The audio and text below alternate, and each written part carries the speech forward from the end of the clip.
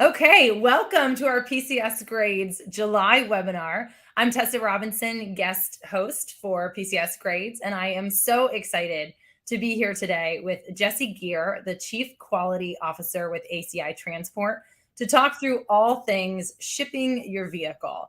ACI Transport is a third-party logistics provider specializing in vehicle transport. So we are thrilled to have you. Jesse, tell us a Thank you. little bit about yourself and about ACI Transport.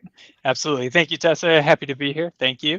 So a little bit about myself. I'm our Chief Quality Officer, one of the first 3 people to work at the company as well. So I've been with the company since inception pretty much. And a lot of what we stand for is our values being sort of embodied in the industry and things that we thought were maybe missing from the industry at large. Now, of course, there are other companies that have our values, adaptability, communication, and integrity, but it is so important that those things are in logistics and in front of people that are shipping, whether for businesses or commercial, that we name the company after it. So we are a third-party logistics provider. We primarily focus on finished vehicles, but we do offer freight solutions as well. And obviously today we're going to focus on vehicles and vehicle shipping. Awesome. Well, I know personally, vehicle shipping is such an important part of your PCSing. For our folks who are joining us live and our folks who are watching after the fact, please drop any questions into the comments. We'll try to answer those as they come up. If you are not watching it live, catching the after party version, still leave a comment and we'll try and get to it when we can. Hello from Missouri. We also love to know where our viewers are calling in from and from watching from. So hi to Sam in Missouri. Good old Missouri. I love it. But let us know where you're watching from and we'll go ahead and get started. But please ask questions. Jesse is such a wealth of knowledge and it really is an honor to have you here today to talk Thank about you. shipping. Thank you. So we'll go ahead and get started. What are some of the key advantages of shipping your personal vehicle instead of driving it long distances? Yeah, I think it's easy to assume that it's always going to be cheaper to do things yourself. But I think, and in some cases that's true, but I think one of the biggest advantages of shipping, besides something, your vehicle getting there without you having to drive it, is all of the other time that you get back. It is all of the advantage of us assuming some of those risks as well. So you're truly outsourcing that, which allows you to focus on your family, focus on, the moving company, whatever the case may be. And because of the difference in time, you could be there to have your vehicle go out, sign for those condition reports, and also receive it, because it's going to take, if you're going across the country, it might take 40 hours for that vehicle to get there, multiple days, and you might be able to fly in 6. So I think honestly, if I really want to boil it down, it comes down to peace of mind to be able to outsource that transport to professionals who, again, we have 40 plus people here to all take care of your vehicle, as opposed to you having to do it and you have your attention split. So it's about being able to, for a relatively low sort of increase in cost, I think, go ahead and have somebody who is professionally taking care of it, as is insured, is going to take care of anything that occurs, as opposed to you being stuck doing everything yourself. Absolutely. And having, I have 2 kids of my own, and having done that cross-country road trip many times, it will also save you thousands of dollars in snacks, my friend. Yeah, right, exactly right. Can you explain how shipping a vehicle eliminates wear and tear on the car? Yeah. So when you're going to drive that vehicle, which we're not going to do, right? We're going to trailer that vehicle in some way.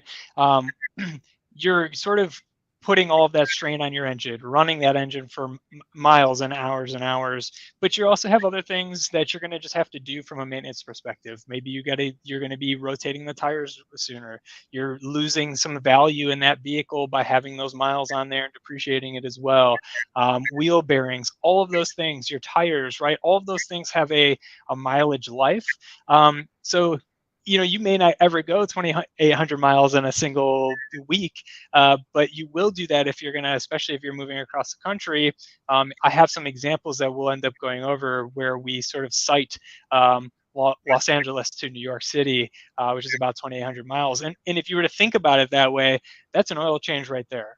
So there's also some other factors to what you're doing to your vehicle. Whereas shipping, it's going to get loaded onto a trailer, it'll be driven onto the trailer. It's going to then be if it's an open trailer, yes, it will get wet and the weather will happen to it, but you are at a significantly reduced opportunity for damage, and you're just not putting that wear and tear on your vehicle. It's just going to sit there nice and parked and safe until it gets to you with no extra miles. So there is a lot to thinking about, hey, what am I putting my vehicle through, and is it worth it to me to say, hey, I'm going to start this thing in the with my dealer or whoever is doing your service, and I'm going to end with this thing in service because I'm going to need to do that on both ends. Absolutely. Now, we talked a little bit about the snack costs, of course, but talk to me Yes. in terms of fuel costs. Is it more cost effective to ship a vehicle or to drive it? So if you were to just look at fuel, you would definitely be in a situation where it would cost you less to just drive the vehicle, certainly, right? Fuel is not going to be the single thing that is going to make it worth it to you, but it's a little narrow in the sense of what you're looking at. So kind of in the example I used before, right? If I'm going to go from Los Angeles to New York, let's call it 2,800 miles. I'm going to bore you guys with some numbers, so stick with me for just a second. But if, let's say, you get an average of 25 miles to the gallon expressway, and if gas is going to be about $3.50 a gallon, let's assume you do 10 hours of driving a day, which is a lot. But you're going to pay about $392, right, which is 112 gallons of gas just for fuel. Okay, yeah, well, that's not that much money, but you're going to pay for a hotel for 3 nights, probably more, if not more. You got food, right? And if I'm just doing 2 people at $15 a meal, and even McDonald's is expensive now, you're talking about another $360. Hotel stays maybe closer to 400. The cost of wear and tear, right? The government a lot of times will say somewhere between 23 and 26 cents per mile wear and tear. So that's another $700. So now we're talking about your cost being around $1,900 to move those 2,800 miles. And I'm going to do it for roughly right around 2,000, give or take. So, is it worth the extra $100, maybe $200 to ship it, to reduce your risk, to reduce the driving miles? To actually have a professional handle that? I think so. So in fuel costs, it's definitely cheaper. In all of the other costs that maybe you don't think about, it's not that much more money. Yeah. Yeah. Well, especially if you add more than 2 people. And point Yes. of note, McDonald's did just raise their prices on large Diet Cokes from $1.25 to $2.14. So for all you Diet Coke drinkers out there, that is a huge bump up in your snack budget. Right. Yeah, and that's assuming you shipped your kids off to grandma and grandpa or whatever, right? Yeah, it's expensive. It did sound a little bit like a summer math word problem to me, but Yeah, it is. It is. If train A leaves now, yeah, exactly. But it is more cost effective to ship. One of the things that you mentioned that I think is so important and cannot be overlooked is talk to me about the potential risks of driving long distances that can be avoided by shipping a vehicle. Yeah, and I'm going to say this sort of comically. I mean, I imagine the people listening to this have way more understanding of what risk means and how dangerous the world can be, right? But the reality is, the more time you're in a dangerous or potentially dangerous situation, the more likely those things are to occur. So, not only is it more common to have a traffic accident versus a plane incident, but if you think about just the difference in time, right? So if it's going to take me 47, 50 hours to drive versus a 6-hour flight, the opportunity and the number of people I'm engaging with is just so much higher. I mean, I've literally seen a piece of metal fly out of a dump truck and just like can open a sign of a car before, and you just aren't necessarily in that same position for your personal safety to have to worry about those things. And the vehicle, obviously we have very low damage numbers, less than 1% of all of our transports, and we've done about 500,000 at this point.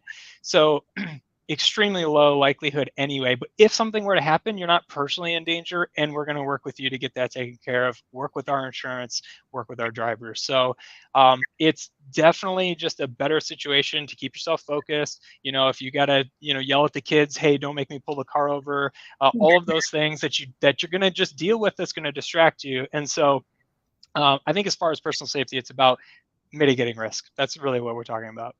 Absolutely. My mom's favorite was always, I will turn this car around. And I very distinctly remember being like, great, we don't want to move there anyways. Right, exactly. Yeah. Please, yeah, don't take me. Yeah. What other benefits can you add in terms of personal safety and comfort? I know, with a U-Haul at a hotel overnight is always risky. What other things with personal safety and comfort would you encourage our viewers to think about? Yeah, we always sort of joke, and in fact, I think one of the ads we ran with PCS, it was, we had a picture of, or a video of somebody just sleeping on the couch in front of the TV, and that's really what we're talking about, right? Is it's one less thing to worry about. It's less mental stress, it's less concern, and it's actually giving you some time to either handle other things or relax. And so I know it seems kind of silly, but it's just one less problem that you potentially deal with, which just leads you to make less problems, to have less, you're not as tired, so you're making less mistakes in your life, wherever that may be.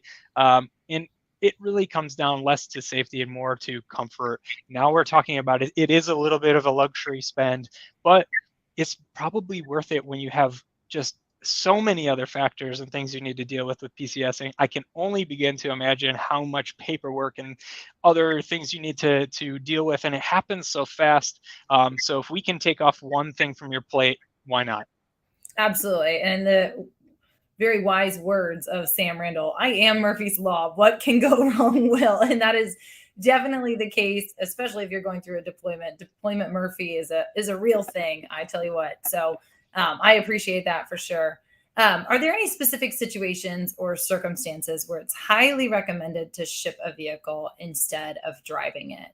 Yeah, and it's interesting, and I don't mean this to be too blunt, but the more you care about that vehicle, so for example, everybody cares about their vehicle, but I mean, if you have a show-ready vehicle, let's say you have a third car, and even if it's just that one that you're going to ship that you have low miles on, or if you restored it yourself, or you've got some weekend supercar or something like that, the more that you want to keep that pristine, the more likely you are to want to ship it.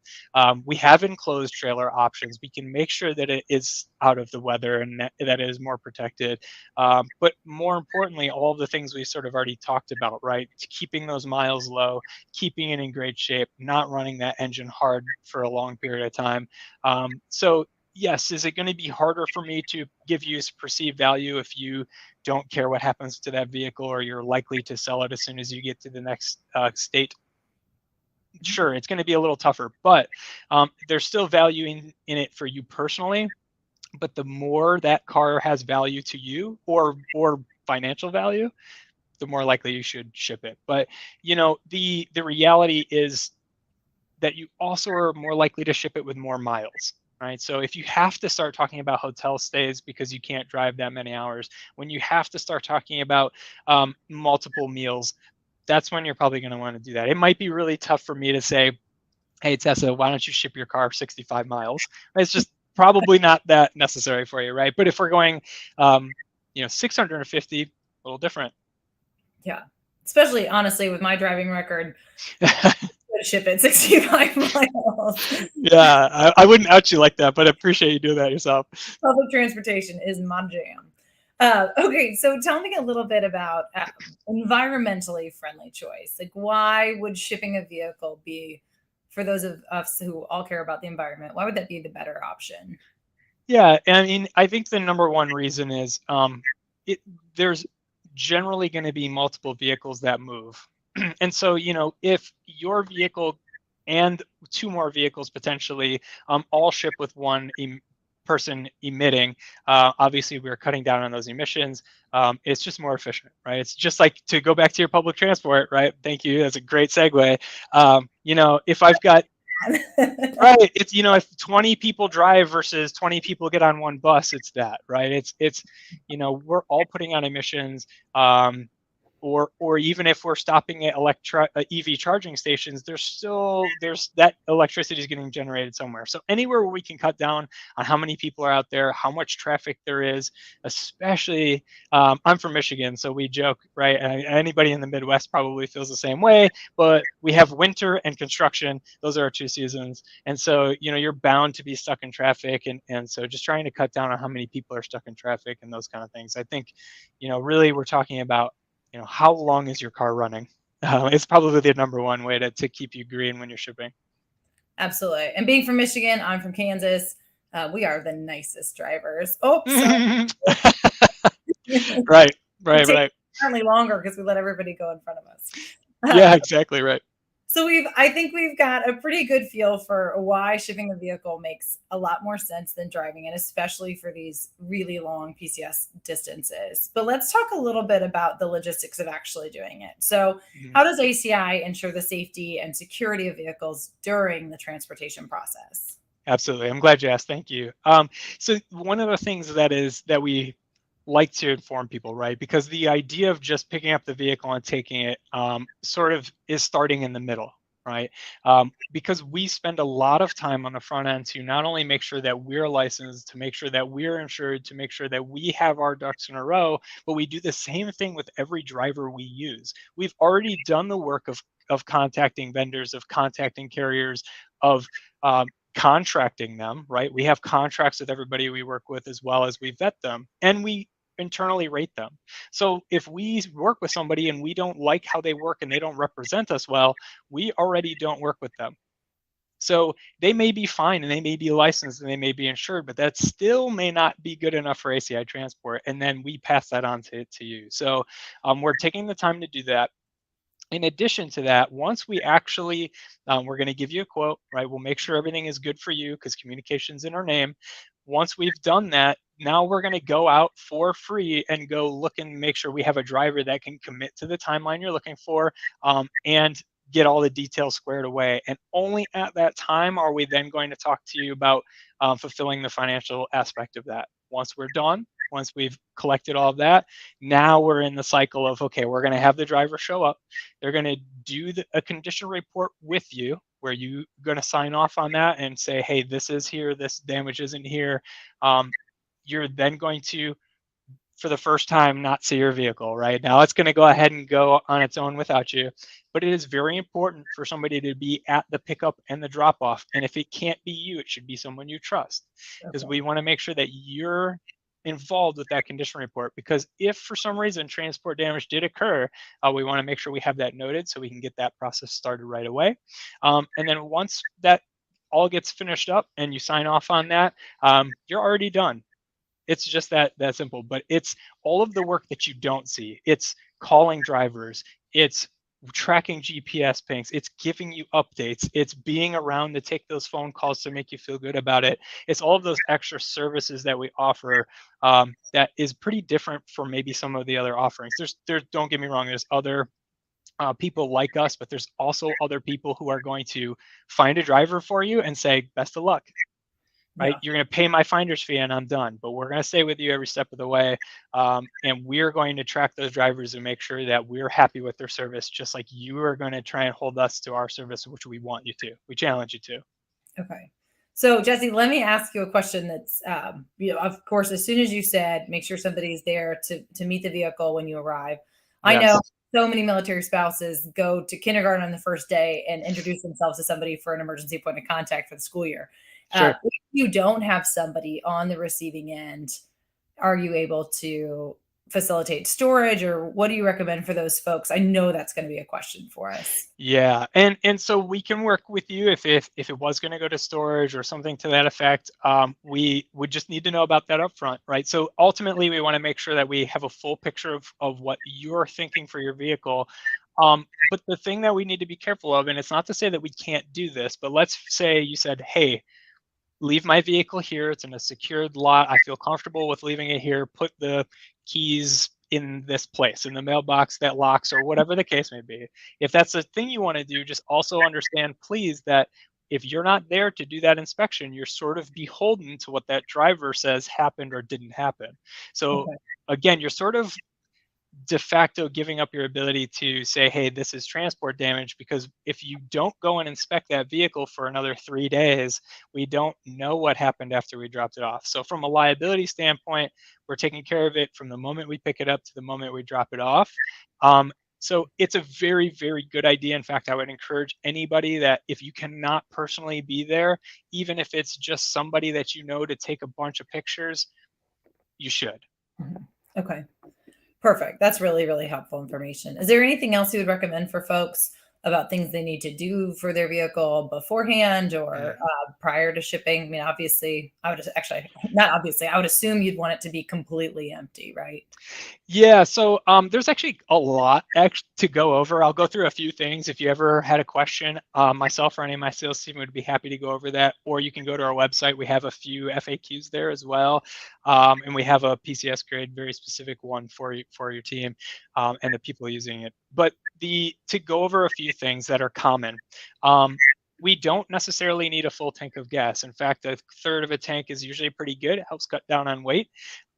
Any kind of mechanical failures you're really going to want to be getting a look at, especially like your windows, because if we go open trailer and that window is open, if it rains, it's raining in your car, right? Mhm. So you want to make sure that the car is set up for success. As far as items in the vehicle, do you need it to be completely cleared out? Not necessarily, but what I would tell people is if you're going to put more than one or two boxes in their tops, you need to make sure that the entire front seat is open and that all windows are visible, because that they do have to drive it onto the trailer and be able to see through your vehicle in some cases. So you don't want to add a bunch of weight. If you have an SUV, don't put your couch in there, right? Because what could happen is that driver gets there and they turn it down because they know they're going to be overweight. So don't load your car up. Don't expect to move all of your belongings in the vehicle when you're going to ship with us. We're purely to move those vehicles, and we are not insured or liable for the items in the vehicle. So if you want to ship a box of pillows, great. If you want to send, your grandmother's china, probably don't put it in the vehicle. Okay, sounds good. Thank you. Yeah. Can you explain any additional value-added services provided by ACI that make shipping a vehicle a better option overall? Yeah, and I sort of started to allude to them, and I would say this, whether it was with us or anyone else, you want to always ask for some of the things that we've keyed in on. Do Mhm. you have GPS tracking? Do you stay involved with us?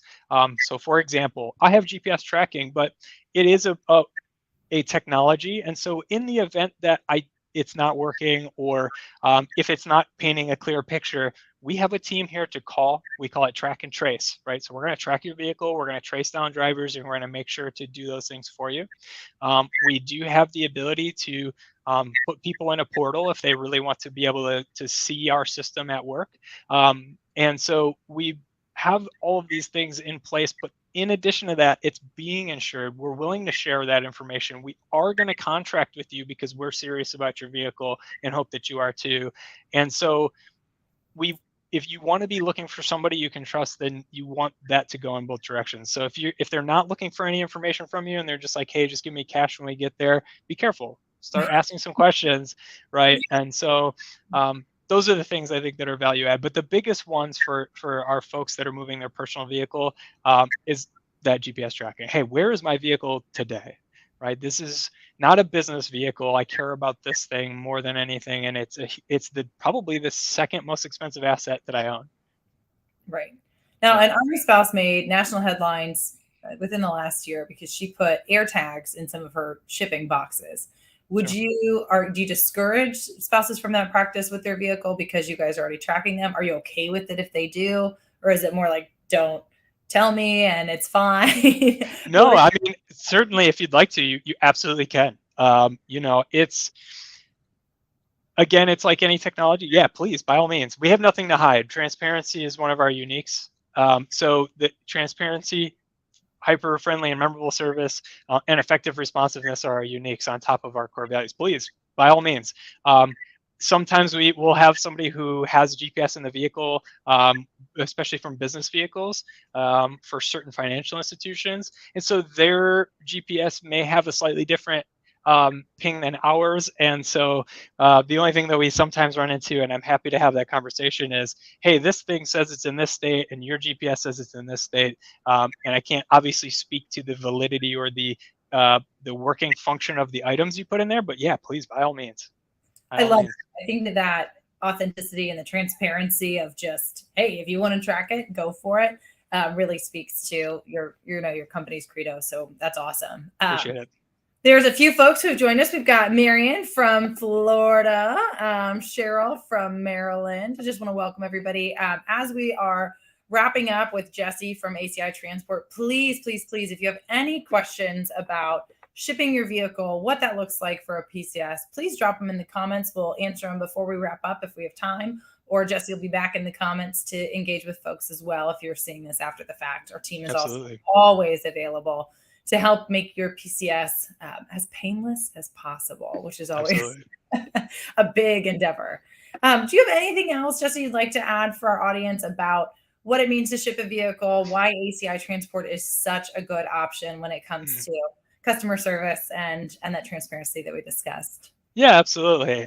Yeah, I think one of the bigger considerations, and we've actually seen this already a couple times this year, is when we started to go to states like Alaska or Hawaii, where we're talking about water, we don't have boats. So I will tell you guys that we will outsource that work and not upcharge it. We will work with those companies, but there will be another company involved. So for most part, we try to stick to the continental U.S., but we're happy to help you with whatever. In fact, I helped somebody to get a car to Europe, right? I helped to work with a forwarder and do those things. Now, I'm not personally doing that, and I'm going to have to involve you a bit, but as a consultant, we'll do that. Right. So those are some of the things that we'll do, even if it's not us directly. So we have those inroads, and maybe I have a few more contacts than most people in that regard. So that's a thing I did want to mention. As far as us and why ACI, I think hopefully I've highlighted a lot of those things already. It's truly something that we're passionate about, and truly something that we want to go and revolutionize in the industry.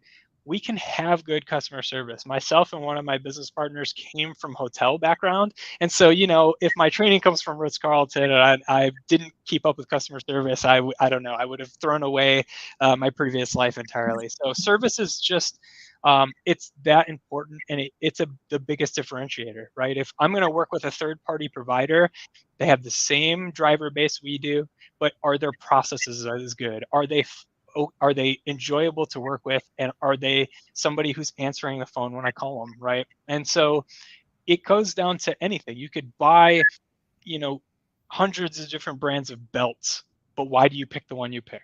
Right? You like the product, you like who you're working with, maybe you like the salesperson, or you like the store you go into. And so really shipping is no different, right? It shouldn't be a race to the bottom, because sometimes you get what you pay for.